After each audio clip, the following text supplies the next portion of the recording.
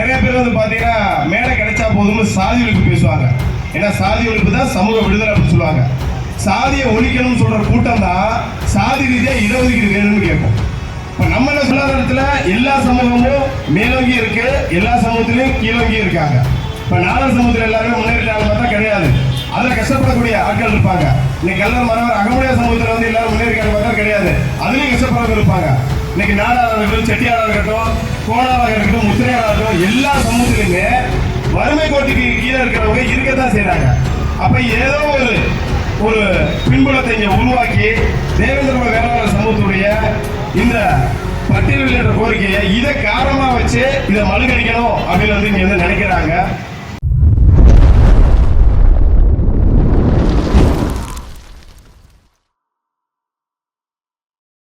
அடுத்ததாக மூவேந்தர் மீடியாவுடைய நிறுவனர் அன்பு தம்பி தினேஷ் மல்லர் அவர்கள் இப்பொழுது சிற்றுரையாற்றுவார். தேவேந்திர குல வேளாளர் சமூக ஊடகங்களின் கூட்டமைப்பு சார்பாக தேவேந்திர குல வேளாளர் சமுதாயத்தை எஸ்சி அட்டவணையிலிருந்து நீக்க கோரி இந்த தென்காசி மண்ணில் முன்னெடுத்த அனைத்து என் சகோதரர்களுக்கும் என்னுடைய மனமார்ந்த நன்றியை தெரிவித்துக் கொண்டு காலதாமதத்துக்கு நான் வருத்தத்தை தெரிவிச்சுக்கிறேன். ஏன்னா ஊரில் ஒரு முக்கிய பொறுப்பில் நம்ம ஒரு குடும்பமாக இருக்கனால நிறைய நிகழ்வுகளை கடந்து தான் நம்ம வந்து வர வேண்டியது இருக்குது. இன்னைக்கு வர முடியாத சூழ்நிலை இருந்தாலும் இந்த நிகழ்வில் கலந்துக்கிட்டு இந்த கோரிக்கைக்காக தொடர்ந்து நம்ம ஒவ்வொரு விஷயத்தையும் முன்னெடுத்து கொண்டு போயிட்டு இருக்கோம். இன்னைக்கு நம்ம ஏன் தேவேந்திர குல வேளாளர் சமுதாயம் பட்டியல் வெளியேற்றத்தை கேட்கிறோம் அப்படின்றத நம்ம மக்கள்கிட்டையும் கொண்டு போகணும், பிற சமூகத்தையும் கொண்டு போகணும் அப்படின்ற அடிப்படையில் தொடர்ந்து மூவேந்தர் மீடியாவானது தொடர்ந்து மக்கள் மத்தியில் இந்த பட்டியல் வெளியேற்ற கோரிக்கையை தொடர்ந்து முன்னெடுத்து கொண்டு போயிட்டே இருக்குது. அதே போல இன்னைக்கு இருக்கக்கூடிய ஊடகங்கள்லாம் இன்னைக்கு நம்ம சமூகத்தில் இன்னைக்கு எத்தனையோ ஊடகங்கள் வந்துருச்சு. இன்னைக்கு எல்லா ஊடகத்தையும் ஒருங்கிணைச்சு நம்ம தான் மக்கள்கிட்ட இந்த பட்டியல் வெளியேற்ற கோரிக்கையை தெருமுன பிரச்சாரமாக கிராமப்புறங்களில் மக்கள்கிட்ட நேரடியாக கொண்டு போக முடியும். அப்ப நம்ம ஊடகங்களுடைய ஒருங்கிணைப்புல ஒரு கூட்டமைப்பை உருவாக்கி இந்த பட்டியல் வெளியேற்ற கோரிக்கையை கிராமங்கள் தோறும் தெருமுனை பிரச்சாரமா முன்னெடுக்கணும் அப்படின்னு அண்ணன் சம்மர் டிவி ராஜ்பாண்டியன் அண்ணன் வந்து பேசியிருந்தாங்க. இதுக்கு சக்தியல் பாண்டியனும் சொல்லியிருந்தாங்க. நல்ல விஷயம் பிரதர், எடுங்க. கண்டிப்பா நம்மளால முடிஞ்சதை மக்கள்கிட்ட இந்த கோரிக்கையை கொண்டு சேர்க்கிறதா நம்ம வந்து ஊடக வச்சு நடத்திட்டு இருக்கோம். அதுக்கான வேலையை நம்ம முன்னெடுப்போம், தொடர்ந்து முன்னெடுத்துட்டு இருக்கோம். இப்போ ரீசெண்டாக கூட வந்து பார்த்தீங்கன்னா மதுரையில் தேவேந்திர குல வேளாளர் சமுதாயம் பட்டியலில் இருப்பது வளர்ச்சியா வீழ்ச்சியா அப்படின்ற ஒரு கருத்தரங்கம் வச்சோம். இந்த கருத்தரங்கத்தோட நோக்கம் என்ன அப்படின்னா, பட்டியலில் இருக்கனால நமக்கு என்னென்ன பயன் இருக்கு, இதை விட்டு வெளியே போறனால என்னென்ன பயன் இருக்கு அப்படின்றத மக்கள்கிட்ட கொண்டு போவோம் அப்படின்னு. ஆனா அங்கே நடந்த கருத்தரங்கத்துல ஒவ்வொருவருடைய கருத்தும், அதாவது பட்டியலிருந்து நம்ம ஏன் வெளியில போறோம் அப்படின்ற அந்த கருத்தானது வந்து ரொம்ப ஆழமாகவும் அறிவுபூர்வமாகவும் நம்ம தரப்புல இருந்து வச்சிருந்தாங்க. நல்ல வரவேற்பு வந்து பெற்றிருந்தது. இந்த பட்டியல் வெளியேற்றம் என்பது தேவேந்திர குல வேளாளர் சமூகத்திற்கு ரொம்ப இம்பார்ட்டன்டான ஒரு விஷயம். ஏன்னா இது வந்து ஏதோ இடஒதுக்கீடு வேணாம்னு சொல்றாங்க, சலுகை வேணாம்னு சொல்றாங்க அப்படின்னு ஒரு கும்பல் என்ன பண்றது அப்படின்னா இந்த கோரிக்கையை மடமாத்துது. ஒரு பக்கம் என்னன்னா நடக்கூடிய இயல்பான படுகொலைகளை என்ன சொல்றாங்க அப்படின்னா, பட்டியலில் இருக்கும் போதே பேர்பட்ட ஒரு படுகொலைகள் வந்து நடக்குது, பட்டியல் விட்டு வெளியேற்பட்ட இன்னும் அதிகமாக இருக்கு அப்படின்ற ஒரு பின்பத்தை உருவாக்குறாங்க. அதாவது தொடர்ந்து இந்த திராவிட முன்னேற்ற கழகம் ஆட்சி அமைஞ்சதுலேருந்து தான் இந்த தொடர் படுகொலைகள் நடக்குதே தவிர்த்து இதற்கு முன்னாடி இருந்த ஆட்சியில இப்படி ஒரு படுகொலை நடந்திருக்கான்னு பார்த்தா கிடையாது. அப்ப இது திட்டமிட்டு தேவேந்திர குல வேளாளர் சமூகத்தை பட்டியல் பிரிவில் வந்து நீக்க கூடாது. அப்ப உளவியல் ரீதியா இவனோட போராட்ட குணத்தை மழுங்கடிக்கணும், அதை திசை திருப்ப நோக்கத்துல இது போன்ற அசம்பாவிதம் நடக்குதா என்னன்றது தெரியல. அப்ப இங்க எல்லாமே ஒரு கேள்விக்குறியா இருக்கு. இப்போ உதாரணம் சொல்லணும்னா, தம்பி ஆகாஷோடைய படுகொலைக்கு நீதி கேட்டு மானாமதுரையில நம்ம மக்கள் போராடிட்டு இருக்காங்க. இதே திருப்பவனத்துல அஜித்தோடைய விசாரணை மரணத்துக்கும் மக்கள் எல்லாம் போராடினாங்க. அதுல பல்வேறு அரசியல் தலைவர்கள் இருந்து, பல்வேறு அரசியல்வாதிகள் இருந்து, மாற்று சமூகத்தை சார்ந்த நபர்கள் இருந்து, இன்னைக்கு பிரபல யூடியூபர்களாக இருக்கக்கூடிய ஒவ்வொருத்தருடைய கருத்தும் வீரியமாக இருந்தது. ஆனா இன்னைக்கு இதே ஆகாசுக்கு, ஏன்னா இவன் ஒரு பட்டியலுக்குள்ள இருக்கிறானா, பட்டியலுக்குள்ள இருக்கிறான்ற ஒரே காரணத்துக்காண்டி இன்னைக்கு யூடியூபர்களோட வந்து வெளியில பேச மாட்டேங்கிறாங்க, அரசியல்வாதிகளோட வெளியில வந்து பேச மாட்டேங்கிறாங்க. அப்ப இதுக்கெல்லாம் என்ன காரணம் அப்படின்னா இந்த எஸ்சின்ற ஒரு அட்டவணையில் இருக்கக்கூடிய அவல நிலை தான். இன்னைக்கு நிறைய பேர் சொல்லுவாங்க, ஏப்பா இன்னும் பொருளாதாரத்தில் என்ன நீ மேலோங்கல அப்படிங்கிறாங்க. சரி, இன்னைக்கு பிசி பட்டியலையோ எம்பிசி பட்டியலையோ இருக்கக்கூடிய எல்லா சமூகத்தை சார்ந்தவர்களும் பொருளாதாரத்தில் மேலோங்கி இருக்காங்க நம்ம கணக்கெடுத்து பார்ப்போம். இப்ப யாரு வந்து மேலோங்கி இருக்கா, யார் கீழே இருக்கான்றது லிஸ்ட் தெரிஞ்சு போகும். ஏன்னா இது வந்து ஒரு பொய்யான பரப்புரை பண்றாங்க. என்ன பொருளாதாரத்தில் மேலோங்கி இல்ல, பொருளாதாரத்தில் நிறைய இடத்துல அப்பவே இந்த தேவேந்திரோட வேளாண் சமூகம் முன்னேறி தான் இருந்திருக்கு. நிலக்கிழார்களாக இருந்திருக்காங்க. இன்னும் கோயம்புத்தூர் பகுதியில் ஏன் இன்னைக்கு நம்ம கூட டீ கல்பட்டியில் இருக்கிற அலங்காரப்பட்டியில எல்லாம் எடுத்தோம்னா ஒவ்வொரு வீடையும் போய் பார்த்தோம்னா அரண்மனை மாதிரி வச்சிருக்காங்க. அப்ப பொருளாதாரத்துல எல்லா சமூகமும் மேலோங்கி இருக்கு, எல்லா சமூகத்திலையும் கீழோங்கி இருக்காங்க. இப்ப நாடர் சமூகத்தில் எல்லாருமே முன்னேறிட்டாங்க பார்த்தா கிடையாது. அதில் கஷ்டப்படக்கூடிய ஆட்கள் இருப்பாங்க. இன்னைக்கு கல்லர் மரவர் அகமுடைய சமூகத்தில் வந்து எல்லாரும் முன்னேறிக்காங்க பார்த்தா கிடையாது, அதுலயும் கஷ்டப்படுறவங்க இருப்பாங்க.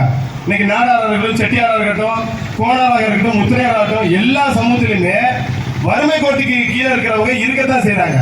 அப்ப ஏதோ ஒரு பின்புலத்தை இங்க உருவாக்கி தேவேந்திர வேளாண் சமூகத்துடைய இந்த பட்டியல் வெளியிட்ட கோரிக்கையை இதை காரணமா வச்சு இதை மழுங்கடிக்கணும் அப்படின்னு வந்து இங்க வந்து நினைக்கிறாங்க. உலகத்திலேயே இருக்கக்கூடிய பிரசித்தி பெற்ற ஆலயங்கள்ல அனைத்திலையும் முதல் மரியாதை வாங்கக்கூடிய இந்த சமூகம், வரலாறுக்கு தொடர்புடைய சமூகம், இந்த பாண்டியர் வம்சாவளியில வந்த இந்த சமூகத்தை எஸ்சி அட்டவணையில் வச்சதான் இருக்கிறே மிகப்பெரிய ஒரு வரலாற்று பல. இந்த பட்டியல் விலங்கு என்றதை வந்து இந்த விலங்கை உடைக்கணும். அதற்கு நம்ம ஒட்டுமொத்த தேவேந்திரோட வேளாளர்களும், ஏன்னா இன்னைக்கு பட்டியலிட்ட போராட்டம் என்ற அந்த கோரிக்கையோட வீரியம் தன்மை வந்து ரொம்ப குறைஞ்சிருச்சு. இப்பதான் கொஞ்சம் கொஞ்சமா இம்ப்ரூவ்மெண்ட் ஆகிட்டு இருக்கு. ஒவ்வொரு நாளும் ஒவ்வொரு இயக்கம், ஒவ்வொரு அமைப்பு, ஒவ்வொரு கட்சி, ஒவ்வொரு தலைவர்களும் வந்து வீரியமா பேச ஆரம்பிச்சிருக்காங்க. அப்ப ஒரு விஷயத்தை நினைவூட்டத்தான் அது வந்து பேசும் பொருளாகும். நம்ம ஏதோ தேர்தல் டயத்தில் மட்டும் வந்து இதை பேசுறோம், தேர்தல் டயத்தில் மட்டும் இந்த கோரிக்கை பத்தி பேசுறோம் அப்படின்னு நம்ம கடந்து போனோம்னா இந்த அரசு நம்மளை நாயை விட கேவலமா தான் பார்க்கும். இந்த தேர்தல் தேவேந்திரர்களுக்கான தேர்தலா வந்து பார்க்கணும். இந்த பட்டியல் வெளியேற்ற கோரிக்கைக்கு ஆதரவளிக்காத எந்த அரசியல் கட்சியா இருந்தாலும் சரி, உங்க ஊர்களை விட மாட்டோம் அப்படின்னு ஒரு போர்டு, ஒரு பேனர் வைங்க. அப்ப அவங்க அச்சப்படுவாங்க. அப்ப ஒட்டுமொத்த சமூகமும் இந்த கோரிக்கையை ஏற்குது, அப்ப இவங்க கோரிக்கைக்கு வந்து வலு சேர்க்கணும் அப்படின்னு இந்த பட்டியல் வெளியேற்ற கோரிக்கையை அவங்களோட கட்சி தீர்மானத்துல கொண்டு வந்த இரண்டே கட்சி அப்படின்னா, ஒன்னு பாட்டாளி மக்கள் கட்சி, இன்னொன்னு நாம் தமிழர் கட்சி. இந்த இரண்டு கட்சிகள் தான் தேவேந்திர வேளாண் சமூகத்திற்கு உறுதுணையாக, அது அரசாணையாக இருக்கட்டும், பட்டியல் வெளியேற்றமாக இருக்கட்டும், ரெண்டுக்குமே உறுதியாக நின்றுட்டு இருக்காங்க. அப்ப பல்வேறு அரசியல் கட்சிகள் முன்னெடுக்கும் போது நம் தேவேந்திர குல வேளாணத்தில் இருக்கக்கூடிய இன்னைக்கு நிறைய இயக்கங்கள் இருக்குது. ஒவ்வொரு இயக்கங்களுமே இந்த பட்டியல் வெளியேற்ற கோரிக்கையை தெருமுறை பிரச்சாரமாக இன்னும் வந்து நம்ம கிராமப்புறங்களை கொண்டு போகணும். மெயினா நான் சொல்ல வர விஷயமே அதான். ஏன்னா மூவேந்தர் மீடியா ஒரு கருத்தரங்கு நடத்தணும். கருத்தரங்கு நடத்திட்டதும் அடுத்து நம்மளோட வேலை என்னன்னு பார்த்தீங்கன்னா, கிராமப்புறங்கள்ல இந்த பட்டியலிட்ட கோரிக்கையை ஏன் நம்ம பட்டியலிருந்து வெளியே போறோம் அப்படின்னு கிராமப்புறங்கள்ல பிரச்சாரம் பண்ணணும் அப்படின்னு தான் வந்து முடிவெடுத்திருந்தோம். கொஞ்சம் சூழல்கள்னால வந்து கொஞ்சம் நாட்கள் வந்து தள்ளி போயிட்டு இருக்குது. இன்னைக்கு இந்த நேரலையா பார்க்கக்கூடிய அனைத்து உறவுகளுக்கும் சொல்லக்கூடிய விஷயம்னா, இன்னைக்கு தேவேந்திர வேளாண் சமூக ஊடகங்களின் கூட்டமைப்பு சார்பாகவும் கூடிய விரைவிலேயே அனைத்து கிராமங்களிலும் ஒவ்வொரு கிராமம், ஒவ்வொரு மாவட்ட வாரியாக கிராமப்புறங்களில் இந்த பட்டியல் வெளியேற்ற கோரிக்கையை நாங்கள் முன்னெடுப்போம்னு சொல்லிக்கிட்டு, அடுத்த ஏன்னா நேரங்கள் வந்து அதிகமாகிடுச்சு, நம்ம வந்தது ரொம்ப லேட் ஆயிடுச்சு. அதனால வந்து நம்ம பேசுறதுக்கான நேரம் கொஞ்சம் கம்மி தான். ஏன்னா ரொம்ப தாமதமாயிடுச்சு. ஏன்னா நம்ம ஊரில் அடுத்தடுத்த இறப்புன்றனால நம்ம ஒரு சில ஊர் வேலைக்கு செய்யறதுனால கொஞ்சம் லேட் ஆயிடுச்சு. அதனால தான் வர நிறைய விஷயங்கள் பேசணும் வந்தோம். அதனால இந்த கோரிக்கை என்பது இது எந்த அரசியல் தலைவரோட கோரிக்கை கிடையாது.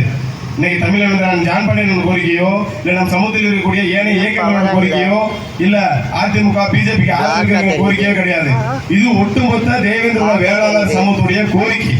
இந்த பட்டியல் வெளியேற்ற கோரிக்கைக்கு எதிராக செயல்படுறது வந்து பாத்தீங்கன்னா, கணக்குல மிஞ்சி போனா என்னன்னா ஒரு 5 பேர் மட்டும்தான் இந்த பட்டியல் வெளியேற்ற கோரிக்கையை எதிர்ப்பாங்க. வேற யாருமே எதிர்க்க மாட்டாங்க. அதே போல இந்த பட்டியல் வெளியேற்ற எதிர்க்கிறவங்க எல்லாருமே எந்த பட்டியல்ல அவங்களோட சாதி சான்றிதழ் இருக்கு நீங்க பாத்தீங்கன்னா பேக்வர்ட் கிளாஸ்ல இருப்பாங்க.